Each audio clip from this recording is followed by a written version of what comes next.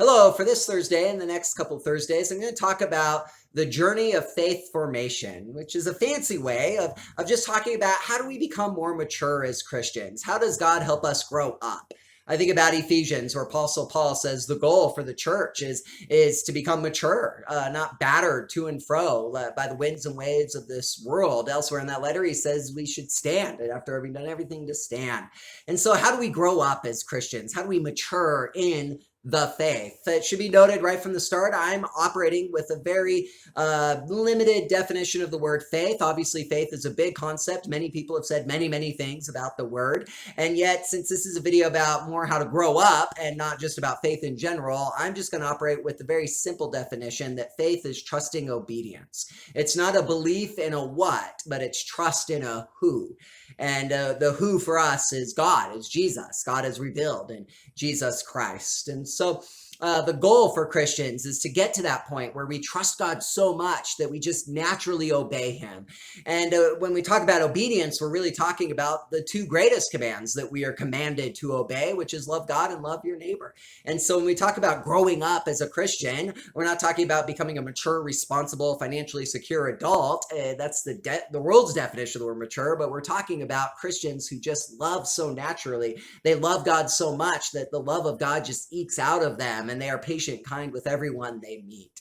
And so when it comes to faith formation, everybody's spiritual journey is different. We know that. And yet throughout history and the scriptures and even today, most people are pointing to the fact that their faith journey seems to go through three big stages. And you may be in one of these stages still, and that's okay. Today, I'm just going to talk about the first stage, and that's the immature stage, the new faith stage, the point where you're a spiritual infant. If you grew up in the church, this usually happens right around the time you're in junior high, high school, maybe late elementary. If you come to Christ out of like a really bad lifestyle, out of addiction and poverty and homelessness, then this happens right then. If you come to Christ just as a little bit later in life and you intellectually decide this is where I'm going to be, you go through this stage too, although it looks different in each of those cases.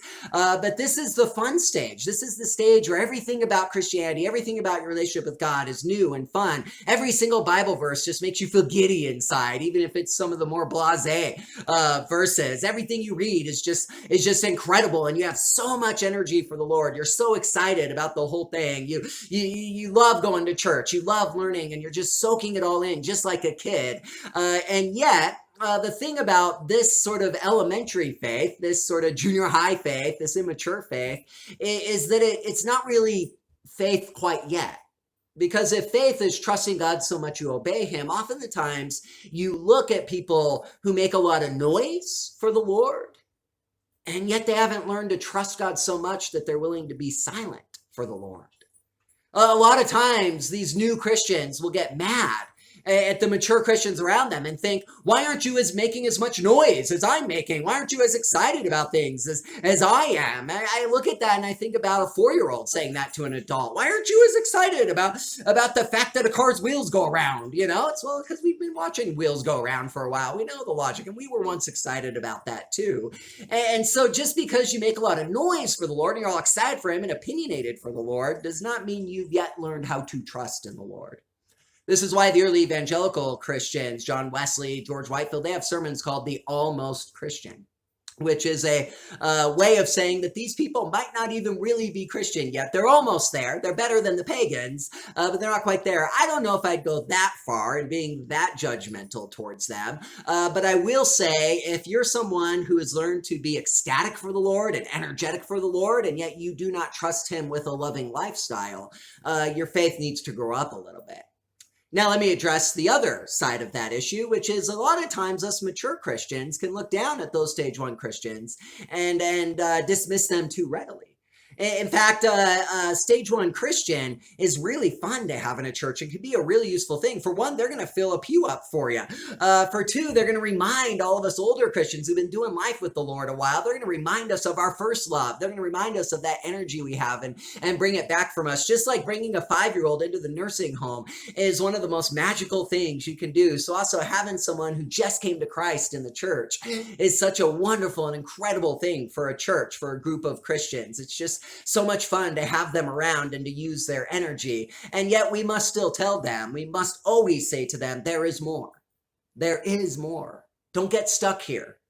A 30-year-old that still acts like a 5-year-old is something a little less magical, isn't it? Than a 5-year-old acting like a 5-year-old. And so we must always tell the new Christians, when the energy fades and when the trials come, don't be like the seeds scattered among the thorns that easily got choked out, or the ones on the path that the birds came and snatched up. We must always remind those early Christians, we think it's great, you have energy and excitement for the Lord, we love it. But we want you to go the distance. And if you sprint a marathon, you're not going to finish a marathon. And so that's why stage 2 is often the most important stage. But we'll get into that next week. Thanks for joining us.